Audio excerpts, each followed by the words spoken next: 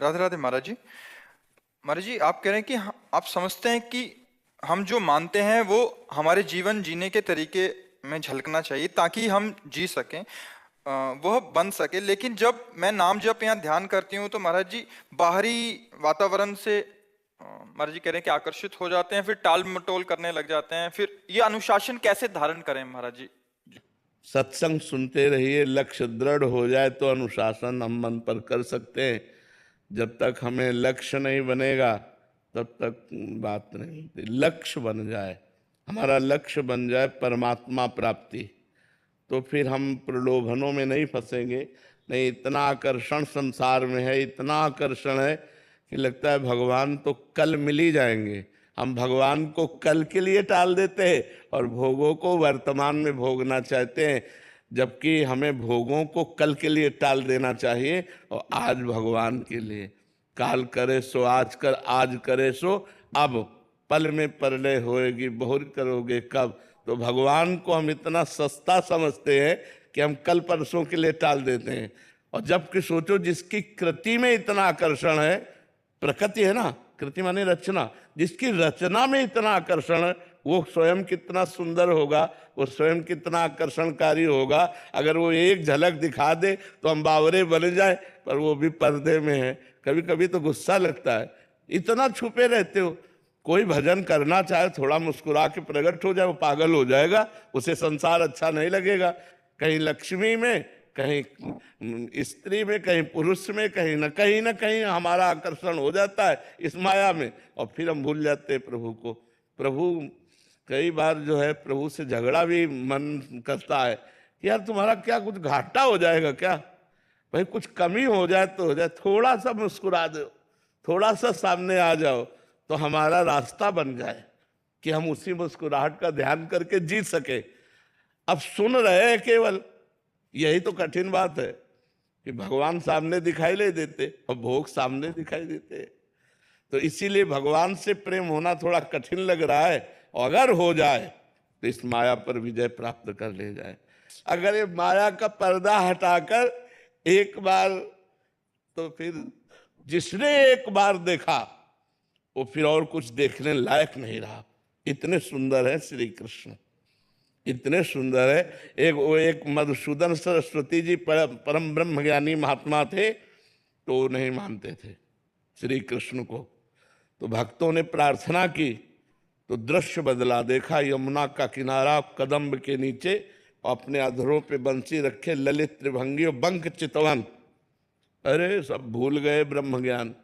और उन्हीं का ये श्लोक है, वंशी विभूषित करान नव नीरदाभात पीताम्बरा दरुण बिंब फलाधरुष्ठात पूर्णेन्दु सुंदर मुखादरविंद नेत्रात कृष्णात किमपि परम तत्व महम न जाने। कृष्ण से भी बढ़कर कोई परम तत्व अब मैं नहीं जानता। ऐसे तो ये है, भगवान शंकर के ध्यान में प्रकट हो जाएं तो भगवान तांडव करने लगते, आनंद में मस्त होकर के शिव। ऐसे तो श्री कृष्ण सुंदर है। अब है तो सुंदर, पर हमारे नेत्र आकर्षित नहीं हो रहे। अगर वो जो रूप है उनका जरा सा झलक हो जाए तो बस हा कृष्ण, बस इतना ही निकले। अब पता नहीं कौन से दिन का वो इंतजार कर रहे हैं। देखो, हमें प्यार चाहिए, हम सबको प्यार चाहिए। आप हृदय से देखो, हम सबको प्यार चाहिए। अब हम प्रभु से प्यार पाना चाहते हैं। अब वो तो नाम से बोल के कह रहे हैं, उधर से उत्तर आ नहीं रहा कि भाई हम आपको प्यार करते हैं, ऐसा कुछ उत्तर आ नहीं रहा। और हम उनकी तरफ चले तो रोड़े और फेंक देंगे। ऐसे विघ्न माया डाल देगी कि हमको चलना मुश्किल हो जाए, पैर जर्जर हो जाए। तो ये बड़ी कठिन बात है। छुप कर पर्दे से वो अपने भक्तों को बहुत प्यार करते हैं, पर पता नहीं इनको पर्दा लगाने की आदत कब हटेगी। एक बार बेपर्द हो जाए तो कोई ऐसा नहीं। महापुरुष, बड़ा बड़ा ज्ञानी महापुरुष ऐसा, श्री सुखदेव जी ब्रह्म ध्यान में बैठे थे। भगवान व्यास देव जी जब ये प्रकट होकर चले श्री सुखदेव जी, तो पुकारा, एक बार भी मुड़कर नहीं देखा, व्यास देव जी की तरफ नहीं देखा। वो श्लोक आता है, यम प्रव्रजेत मनुपेत मपेत कृत्यम द्वैपायनो विरह कातर आजुहाव पुत्रेति तन्मय तया तरवो भिने दुस्तम सर्वभूत हृदय मुनि मानतोस्मि। हा पुत्र भगवान व्यासदेव जी पुकार रहे, लेकिन सुखदेव जी ने नहीं देखा। अब सोचा कि ऐसे विरक्त परमहंस को श्रीमद् भागवत जरूर यही सच्चे अधिकारी हैं। तो एक श्लोक अपने शिष्यों को रटाया कि जंगल में जाकर गान करना, तुम निर्भय हो जाओगे। बरहा पीडम नटवर बपुः कर्णयो कर्णिकारम बिभ्रदवासा कनक कपिशम वैजयंतीम च मालाम रंध्रान वेणु रधर सुधया पूरयन गोप वृंदय वृंदारण्यम स्वपद रमणम प्राविशद गीत कीर्ति। इसमें भगवान के नटवर बपु श्री कृष्ण रूप का वर्णन। श्री सुखदेव जी सुनते ही, अब वो तो परमहंस थे, तुरंत वो रूप सामने आया, बावरे बन गए। 18,000 श्लोक भागवत के कंठस्थ किए।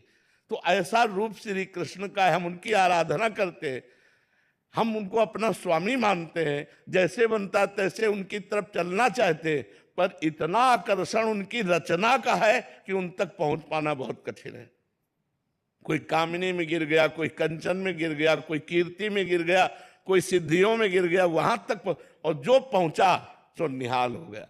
भगवान थोड़ा हमको मजबूत करना चाहते हैं, इसलिए छुपे हुए हैं, हमारे बीच में ही है, कण कण में है, तो हम में भी है, आप में भी है, सबके भी। तो भगवान का नाम हमारा प्रीतम है। रूप तो हमारी पहुंच के बाहर की बात है, लेकिन यदि हम कृष्ण कृष्ण कृष्ण कृष्ण रटने लगे तो नाम है डोरी और श्री कृष्ण है पतंग। पतंगो यथा त्वाम अनुभ्राम्यमाणा, डोरी हाथ से लग जाए तो पतंग जाएगी कहां?